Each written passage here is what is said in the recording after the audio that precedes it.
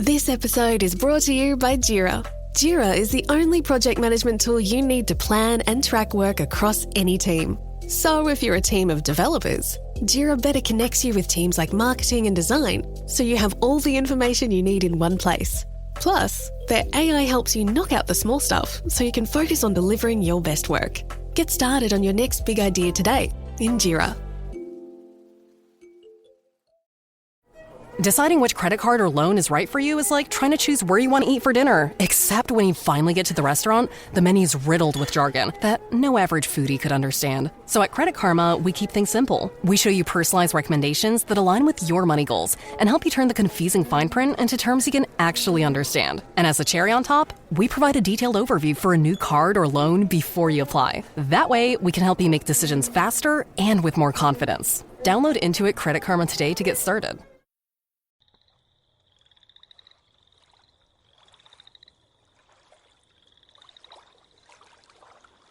In 2008, in Lake City, Minnesota, a local businessman by the name of Larry Nielsen offered up a $50,000 reward to anyone who could provide proof of a creature that dwelled in the depths of Lake Pepin, a lake within the Mississippi River that separates the state of Wisconsin and Minnesota. Spanning 40 square miles with an average depth of about 21 feet, Lake Pepin is said to be a mixture of the remnants of an ancient glacier lake that slowly rescinded at the end of the last ice age, and the sediment buildup from the end of the Chippewa River.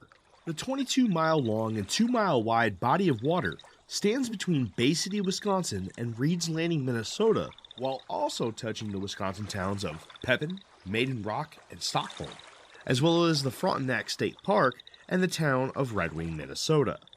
Lake Pepin has had many claims to fame throughout history, some of them good, such as being the birthplace of the sport of water skiing when brothers Ren and Ralph Samuelson discovered that if you strapped long pieces of pine board with upturned tips to your feet and held onto a rope that was tied to a boat, your days on the water could not only become more dangerous but also incredibly fun.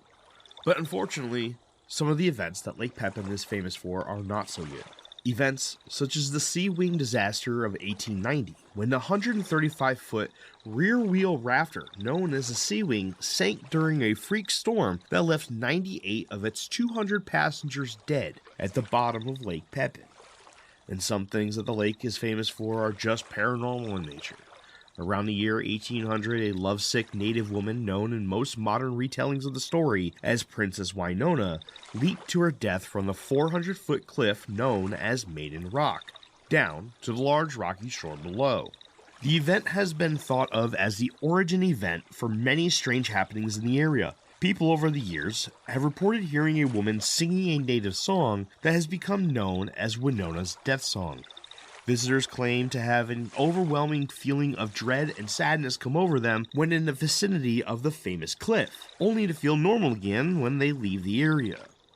Even though the lake is known for some pretty dark stuff, the highways along both shores of the lake provide beautiful sights of the area's ecology to anyone who is looking for a drop-dead view, which is considered by some as the best in the northern Midwest. But it was from the shores of this lake that many throughout history have laid witness to a monster that's true identity has remained a mystery since before the local Native American mound builders told of its presence in stories dating back before the establishment of America.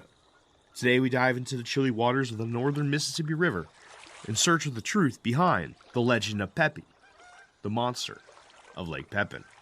And welcome back to Infinite Rabbit Hole.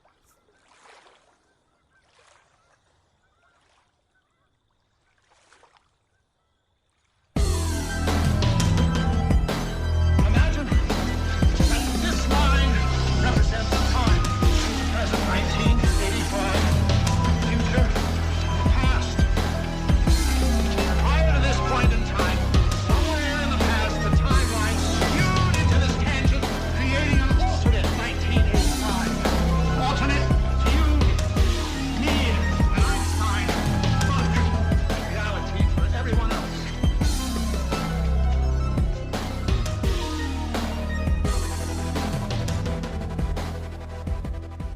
Welcome back to the Infinite Rabbit Hole. I'm your host, Jeremy, and today we're diving into the murky, cold waters of Lake Pepin, which separates the states of Wisconsin and Minnesota.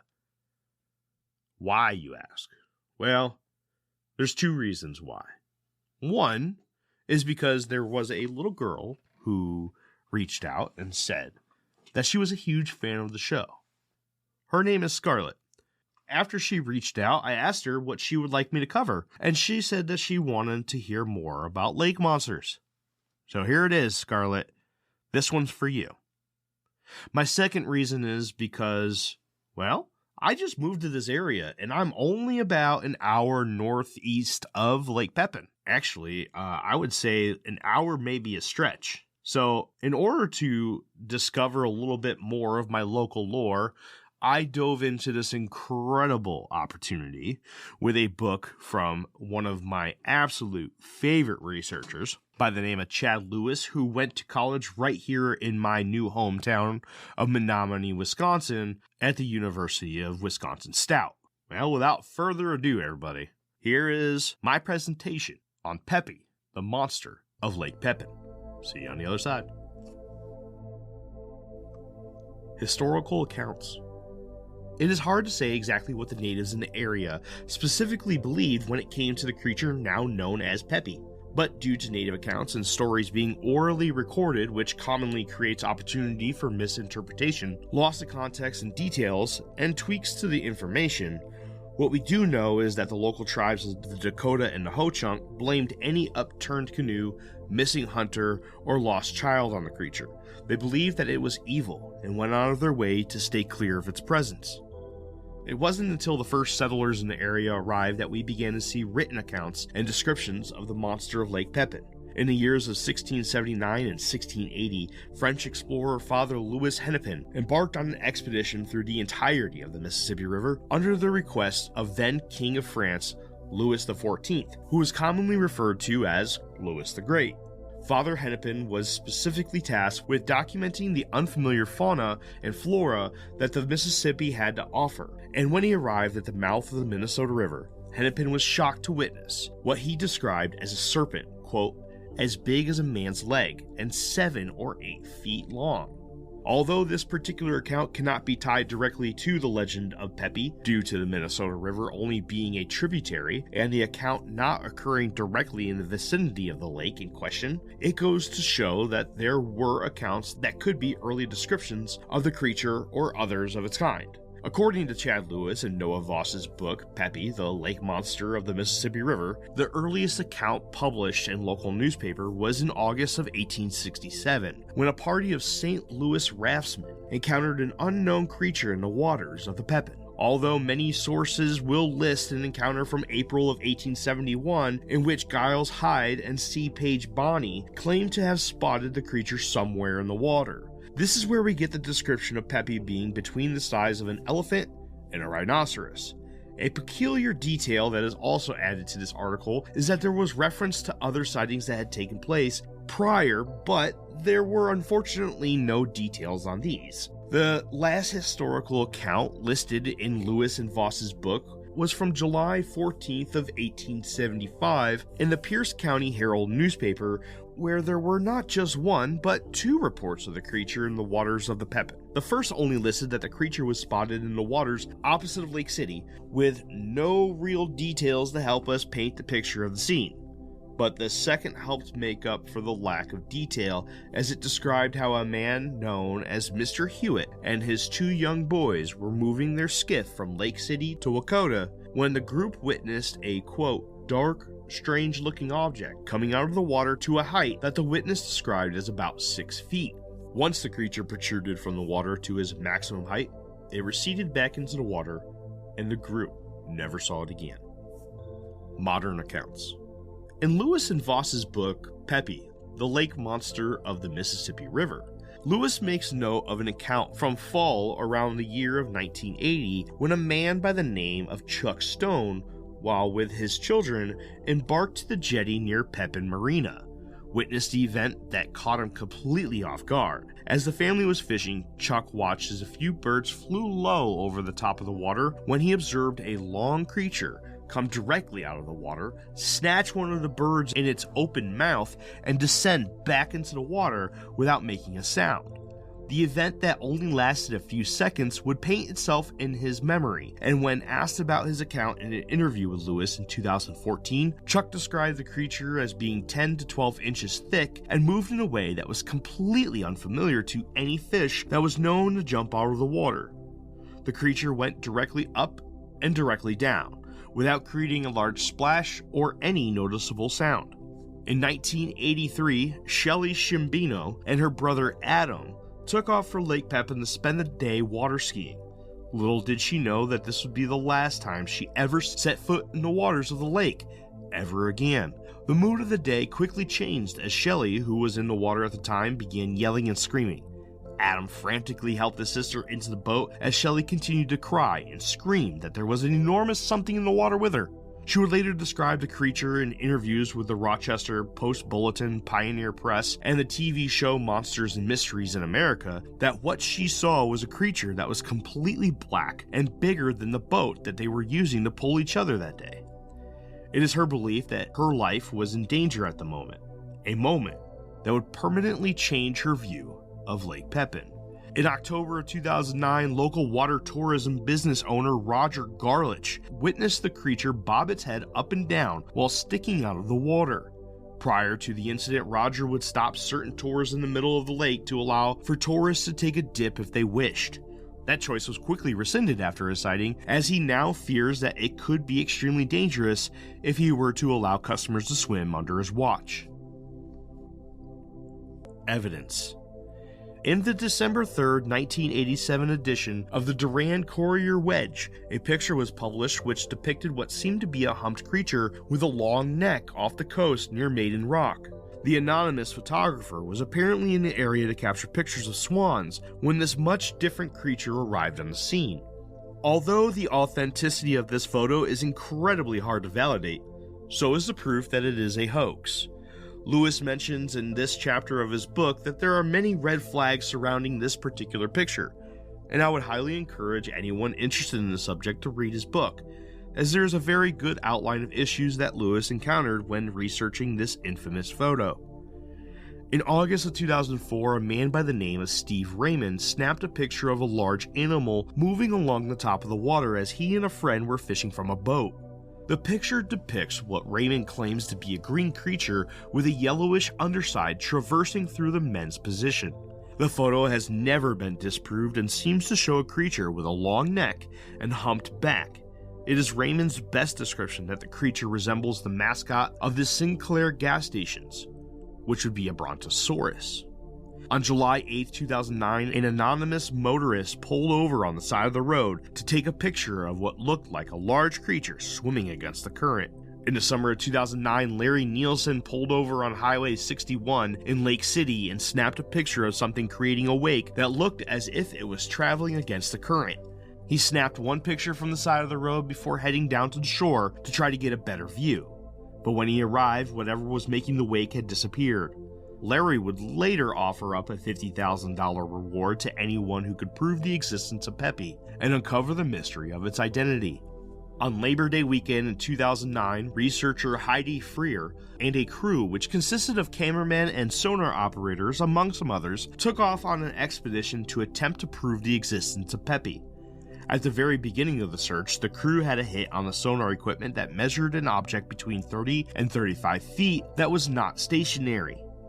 Diver Corey Brault suited up and entered the water to attempt to confirm what the object was, but to his dismay, whatever it was seemed to be interested in him too. A close call with the object left Brault swirling in the water uncontrollably, while a video recording seemed to capture a wave of activity from the view of the boat. This video can be seen on the Pepie episode of the TV show Monsters and Mysteries in America. Others in the Mississippi. There have been sightings of water serpents in almost every general portion of the Mississippi River at some point in the history of humans traversing its waters, which goes to show that whatever had made its presence known in Lake Pepin may not be alone.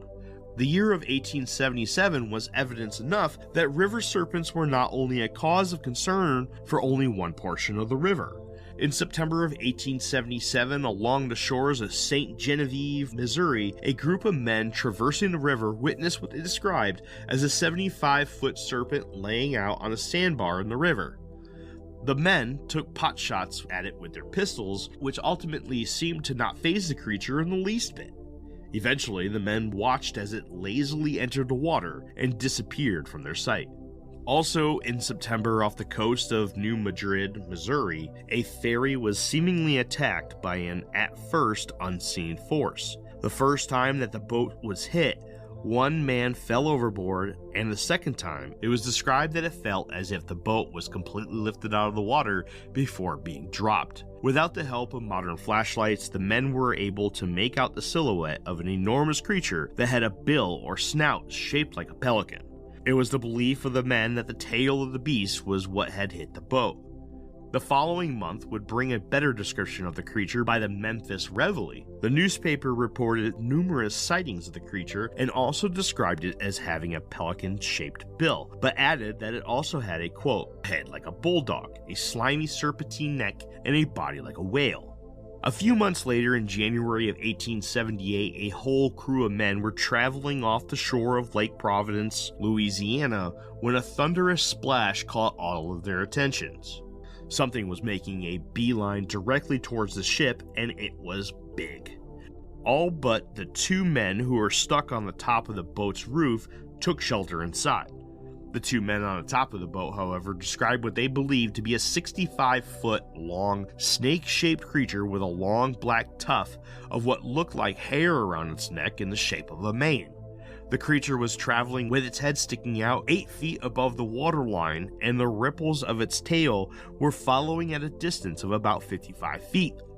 This creature was also described as having a bill or snout shaped like that of a pelican. Also in January of 1878, another encounter was listed in the Perryville Union from the area of Perry, Missouri. Another short article mentions a creature matching other descriptions from years prior from the vicinity of Muscatine, Iowa, in June of 1886. So what is it? Obviously, the biggest question to those that believe in not only Pepie, but lake monsters and sea serpents as a whole is, of course, what is it? And just like with any unknown subject witnessed by someone, the answer lies within 3 different possibilities. It is what the witnesses say it is, in this case, an aquatic serpent, or it is something other than what is reported, and of course there's the possibility that the claim is false. I want to look at the middle option first. What if what people saw or seeing is something other than what they believe Pepie to be? What if this was a really large case of misidentification? What could be the blame for the beast? Let's start with the water itself. As is the case with many water creatures from around the world, the most common explanation is thrown into the mix by naysayers that it is all a trick of the eye and the witness only saw a wave that they didn't quite perceive correctly. I can see this being a slight possibility, but probably find this to only possibly be the answer on a case-by-case basis. So I'll knock off a few sightings here and there with this explanation that it was just a weird wave. I personally think that we can knock off a few more if we include inanimate objects such as a tree limb or a piece of debris, but yet again, I don't think that this fills in all the holes and can only explain away a handful of sightings at best. What about another form of misidentification? What about another animal?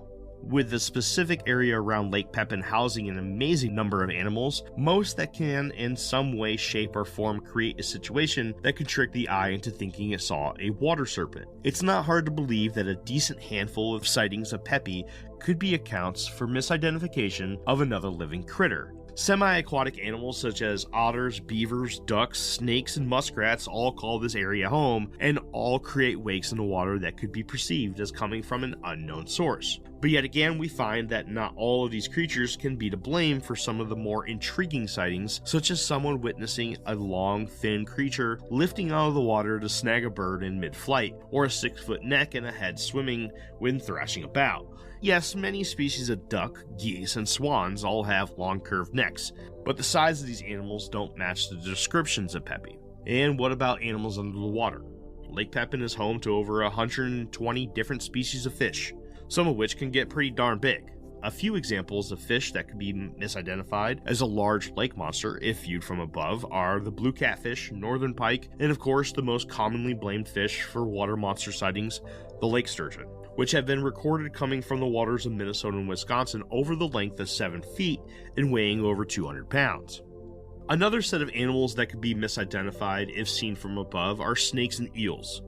Both the bull snake and the American eel can be found in and around Lake Pepin, and both species have been known to be upwards of 6 feet in some cases. But the problem here wouldn't necessarily be the length of the animals, but rather the girth. Many reports of Pepie claim that the animal seen, or at least the animal's neck, is somewhere in the ballpark of a foot in circumference. This is obviously never going to be matched by a Northern American snake or eel, especially at only 6 feet long at its max.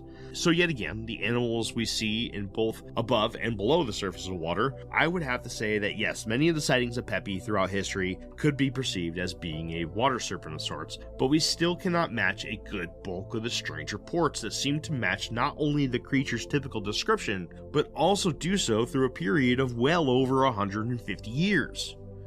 Okay, now let's talk about the first option. What if Pepie is what people are saying it is? What if it is a lake monster? What kind of cryptid would it be? Well, there are many people who would quickly jump on the plesiosaur train as the answer to the Pepie mystery, as do many people when it comes to Nessie. But the plesiosaur was a lung-breathing creature and therefore needed to break the surface of the water often in order to breathe.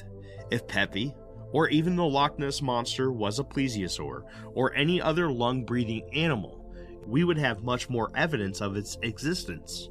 In fact, due to the champion of the breath holders among the lung breathers, the Cuvier's beaked whale, who can hold its breath for up to 3 hours, any other of its kind would have to vastly surpass that time in order to uphold this amount of secrecy. But what if the cryptid that we are looking for isn't one from the past, but rather a new species altogether? In the early ages of cryptozoology, a Dutch zoologist named A.C. Oudemans classified a new type of long-necked seal that he believed could be the answer to the mystery. Oudemans named it Megophius megophius, with a simple common name of long neck. This would later be built upon by the father of cryptozoology himself, Bernard Wavelmans, where the zoological or cryptozoological classification, if you will, was gifted the taxonomical title Megalatoria logicalis, more commonly referred to simply as the merhorse. Both cryptozoological creatures were then later combined as individual subcategories in the Coleman-Hugh classification system of sea serpents and lake monsters into a primary category of the water horse. In the now commonly used Champagne system, the water horse is classified as either a long-necked sea serpent 1 or long-necked sea serpent 2, both of which are described as long-necked pinnipeds, more commonly known as seals. These water horses are the best explanation for what the phenomenon of the lake monster actually is, that being a completely new species that may have habits and an anatomy that is unfamiliar to modern science. For example, these creatures may find or create their own underwater caverns of sorts in which they prefer to live within, or possibly have a biological mechanism that allows them to pull oxygen out of the water other than the gills that are seen in fish, which would help them stay hidden. Some will make the argument that the likes of animals such as Pepie, Nessie, and Champ are of another classification in the Champagne system known as the multiple-humped sea serpent, which is described as a possible reptile. The issue here is that if these creatures were reptiles, then they most likely would not be able to survive a winter like that of Wisconsin or Minnesota. Now we gotta dive into the third option. What if the people are claiming false events, otherwise known as hoaxes? I believe that this is as tough of an option to explain as any other, to be honest. On one hand, in modern times, we have many different forms of technology that we use on a daily basis, and to think that something living in a specific area such as Lake Pepin would have been found by now. The Department of Natural Resources constantly looks for invasive species and monitors such species as well as many others. The technology used to do so would be the same technology that would capture proof of the creature that we know as Pepie. Unless Pepie wields incredible intelligence that far surpasses every other animal in the world not called mankind, then the animal would most likely have no idea what a camera, hydrophone, or the technology in sonar is, and therefore would know to stand clear of such devices.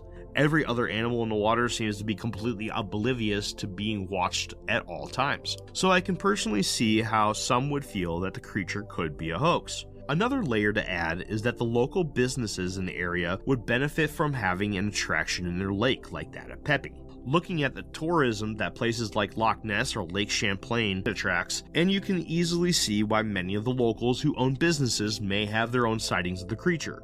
But how does any of this explain the native stories about an incredibly dangerous animal living in the waters of Lake Pepin? Well, it doesn't. But what natives did have built into many of their stories and lore is the idea that we are familiar with today, which takes the form of a sort of boogeyman. A story that is told in order to dissuade anybody from an area that they thought was dangerous. Now, to be clear, I do not necessarily believe this to be the case when talking about the natives of the area of Lake Pepin and the mysterious creature talked about in their time. I am simply reporting on ideas with evidence. I do, however, believe that the best evidence of the creature's existence at a specific point in history lies in the period of the first settlers. During this period, there were more than a few mentions of an unknown creature thrashing around in the Lake Pepin area. This helps build the beliefs that the natives were talking about a real-life animal in their stories and warnings, and also helps me believe that maybe some of the more modern sightings may hold at least a little bit of weight. In the times of the first settlers, it was extremely important to maintain your honesty about everything and anything in your life. This concept was held dear due to preserving your reputation, which meant a whole lot more than it does now. In a modern world where most people wouldn't trust a politician to babysit their goldfish, a person's word was tied directly to their trustworthiness to the population and directly reflected their popularity and value within their communities. So the historical journal entries that explain the sightings of a strange hulking serpent in the water of the area helps me swallow the Pepie pill when it comes to a creature, at least at one time, living in the water of Lake Pepin. But then again, what if these were also just another case of misidentification? Honestly, we will never know. Unless someone were to claim the $50,000 reward that is still offered to this day for the proof of the creature. But how? I would like to revisit two of the previous points made briefly before we close out this presentation. The questions were asked if Pepie could possibly be a known or unknown animal. So let's say that one of these are true. But either way, the animal that is seen in Lake Pepin is not something that would normally call the place home. How would it get there?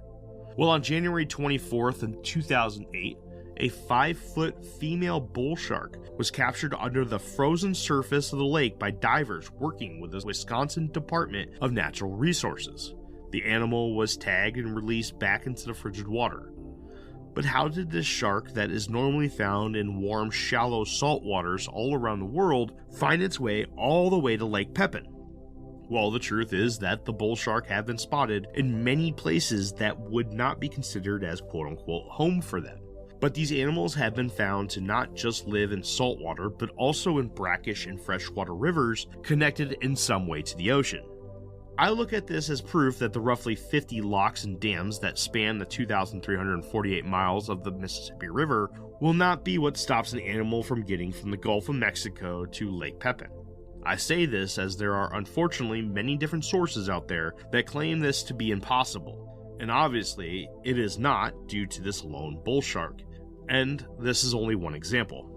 Not only did this example prove the existence of one shark in the waters of Lake Pepin, but also brought the earlier discovery of 3 shark teeth in the nearby Minnehaha Creek in the outskirts of Minneapolis, Minnesota, almost an hour to the northwest of Lake Pepin. On March 26th of the same year, the DNR of Minnesota took the evidence of the living shark in January and the teeth in the creek to begin an investigation. Surely enough, there were 2 juvenile sharks that were ultimately transported to the Minnesota Zoo in Apple Valley, where they were named Lenny and Frankie. This was not a one-off set of events. The first documented bull shark captured in the Mississippi River happened in September of 1937 in Alton, Illinois. But this would not be the last, as there have been a handful of accounts since north of St. Louis. In the very early ages of the United States, many different bodies of water throughout this land were thought to be the homes of mysterious creatures. Many were described as eel, whale, fish, or serpent-like, but many of these accounts quickly vanished in the early 1900s, with only a handful of them surviving until today. Pepie being one of those accounts, but unfortunately lost clout in the community of researchers and enthusiasts when compared to the likes of Champ of Lake Champlain, Bessie of Lake Erie, Normie of Lake Norman in North Carolina, and Whitey of the White River in Arkansas, all of which are found strictly within the borders of the United States. This list grows exponentially once stepping into other parts of the world, so it's easy to see why the story of Pepie may get covered up by the plethora of others that are said to roam their various waters. The evidence of this creature's existence, whether it still exists or not, is there. It is tangible that Pepie had, at least at one time in history, dawned the waters of the Mississippi and Lake Pepin. I found this particular creature incredibly interesting, mostly due to my family and I moving to western Wisconsin, where I find myself within an hour of this storied lake monster. Who knows? Maybe one day, my family and I will take a trip to the area to spend some quality time together in the mild summer of the northern Midwest. My sons and I could toss a line in the waters of this storied lake in hopes of that walleye that keeps growing with every occasion in which it gets talked about, while my wife and daughter shop and eat lunch on the Wisconsin shore. Maybe, just maybe, I've done enough to convince a young listener to follow her curiosity, and maybe it will be Scarlett who will lay her eyes on history and find herself in the presence of Pepie, the monster of Lake Pepin.